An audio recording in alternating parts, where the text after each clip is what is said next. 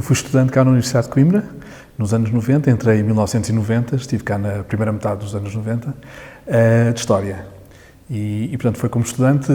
um estudante que vinha de fora. Eu sou de Lisboa e não era muito comum, penso que continua a não ser muito comum, mas foram uns anos extraordinários, não só porque, como é a experiência de todos os estudantes da Universidade de Coimbra, para mim foi uma oportunidade de viver fora de casa, de experimentar a vida de estudante aqui, mas também porque foram anos muito interessantes em termos de associativismo. Descobri a Associação Académica. Na realidade, a minha memória de estudante mantém-se muito partilhada entre a licenciatura de História e a Associação Académica de Coimbra, num momento, sobretudo, intenso de luta contra as propinas, ainda nos governos de Cavaco Silva, e, portanto, estive envolvido na Associação Académica nesse período, e isso foi muito marcante para mim.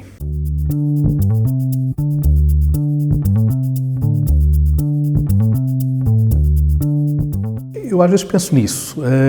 e eu penso que foi um misto de algum entusiasmo infantil pelo passado. Lembro-me, apesar de eu não ter ido para a arqueologia, lembro do Templo do Sol do Tintim, que tem uma cena absolutamente extraordinária em que o Tintim salta sobre uma cascata e descobre por trás um templo inca. Portanto, havia assim um fascínio da descoberta. Depois, eu penso que no ensino secundário dividi-me muito entre o jornalismo e a história, e isso significa, acho eu, vendo hoje em retrospectiva, que o que eu queria era escrever, ou contar histórias, de alguma maneira. Provavelmente, se eu tivesse ido para a universidade no final do 11º ano, tinha ido para o jornalismo, porque tive no 10º e no 11º ano uma professora que me influenciou muito e que foi muito importante para mim. Mas depois, no 12º, tive um professor de História que fez o mesmo. E foi muito por ele e porque ele era um grande contador de histórias. Aqui, na história, há sempre esta zona cinzenta entre a história com H grande, a história-ciência e as histórias que se contam, e eu gosto dessa zona cinzenta, e esse professor provavelmente foi quem me deu a volta. E depois, na própria faculdade, tive outros tantos que também me ajudaram a perceber que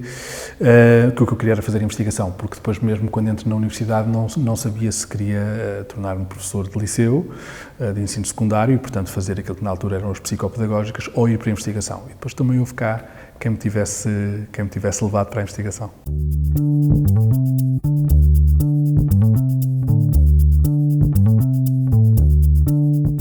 Nos primeiros anos da licenciatura andava um bocadinho inseguro, um bocadinho incerto, andava sobretudo muito ocupado com a Associação Académica de Coimbra e outras coisas, e depois houve umas aulas que eram talvez as aulas mais improváveis, de me fazerem de repente perceber que é isto mesmo que eu quero fazer e quero ir para a investigação, que eram as aulas de Teoria da História, que é uma cadeira que eu ajudou, e que eram lecionadas na altura por um grande historiador da Faculdade de Letras, que já se aposentou, um grande historiador da História Contemporânea Portuguesa, que é Fernando Catroga. E as aulas dele eram umas aulas onde ele claramente procurava ensinar-nos a pensar. Não eram umas aulas simples, eram umas aulas onde ele nos atirava com questões muito complexas sobre o que é a história. E, portanto, eu a partir daí fiquei com uma noção muito clara que esta cadeira em particular, a Teoria da História, é uma cadeira que nos permite pensar sobre todas as outras cadeiras de História. E, no fundo, se quiser, é um pouco isso que eu tento trazer para as minhas aulas, não só a teoria, mas também para as outras. Eu dou normalmente aulas de História Contemporânea, há várias cadeiras de História Contemporânea e eu normalmente tenho dado uma dessas, é obrigar os alunos a perceber como é que eles se posicionam em relação ao passado, que a história não é uma coisa transparente, que nós do passado o que temos são interpretações, são análises, não é o passado em si próprio que nos aparece à frente nos livros ou nos filmes, e portanto obrigá-los a pensar um pouco sobre isso, porque me parece que eles assim não só ficam com um melhor conhecimento, com um conhecimento mais crítico em relação ao passado, mas também porque isso lhes dá ferramentas para eles olharem para a realidade como algo que é complexo, como algo que raramente é unívoco, raramente ou nunca é transparente. Aqui na Faculdade de Letras tenho descoberto algo que não tinha tido antes, portanto este não é o primeiro sítio onde eu dou aulas, eu na realidade estou cá há bastante pouco tempo, comecei a dar aulas cá em 2020, eu tive 12 anos a dar aulas numa universidade em Londres para trabalhadores estudantes e foi muito interessante, claro, mas eram alunos muito mais velhos, eram alunos com um perfil completamente diferente, eu senti sobretudo que aí tinha poucos alunos, nesse sentido foi uma experiência um pouco frustrante, ao mesmo tempo dar aulas aí ensinou-me a dar aulas. porque de facto a Universidade Inglesa, em termos pedagógicos, é muitíssimo sofisticada e eu procuro trazer alguma coisa do que aprendi aí para as aulas aqui na FLUC, mas aqui sinto que posso fazer um pouco a diferença porque tenho auditórios cheios, ou seja, esta coisa que nós normalmente nos queixamos de que temos alunos a mais, e claro, depois isso é um problema, não é? Na avaliação, na atenção personalizada que nós devemos tentar dar a cada aluno, mas eu sinto quando tenho várias dezenas de alunos à minha frente, quando tenho dezenas de alunos e alunas à minha frente, que se eu der uma boa aula posso estar a fazer um bocadinho de diferença em relação àquele futuro professor e professora, investigador ou investigadora, ou meramente os cidadãos que dali estão a sair e que eu espero então que saiam daqui com ferramentas críticas.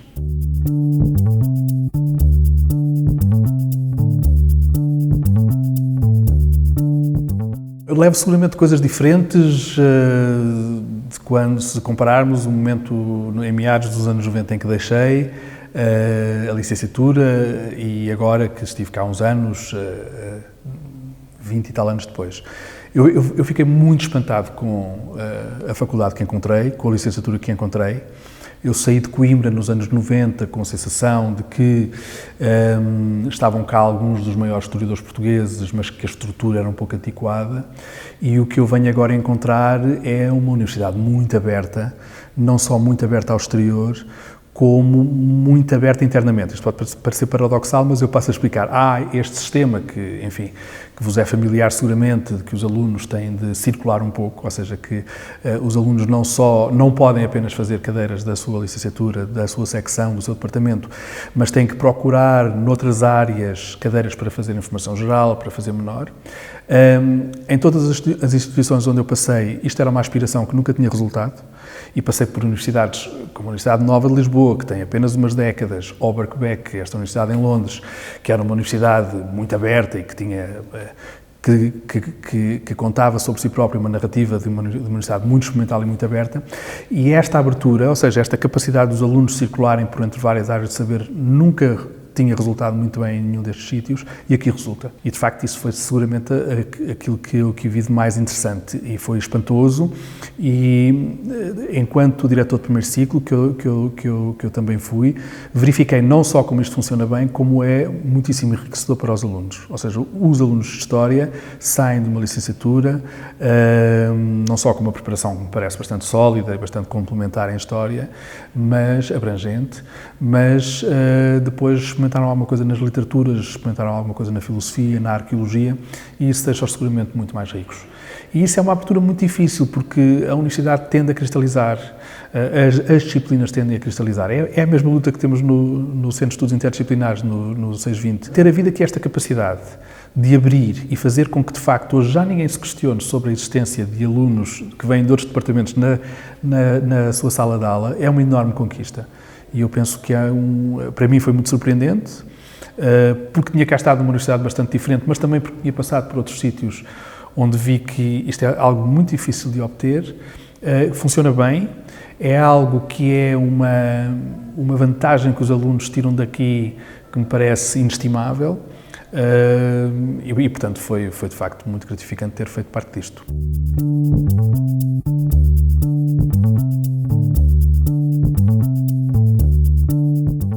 Pegava naquilo que acabei de dizer, porque eu tenho pensado muito nos últimos 3 anos como é que foi possível fazer esta reforma numa universidade tão antiga. Eu penso que há aqui uma combinação de tradição com modernidade, é assim, um dualismo que eu acho que é assim um bocadinho uma ideia feita, mas vamos por aí. Eu acho que, em certo sentido, um dos motivos que pode levar-nos a explicar, ou que explica como é que foi possível fazer esta reforma curricular e implementá-la com o êxito que ela tem, foi essa segurança de ser uma instituição muito antiga. E, portanto, eu que não sou um tradicionalista, fui um aluno que nunca usou capa e batina, por exemplo, sinto que Coimbra tem essa potencialidade, ou seja, em termos do património, em termos da sua história, isto podem ser forças que levam a reformar, que levam a mudar e que não prendem ao passado. E se conseguir isto, de facto temos aqui uma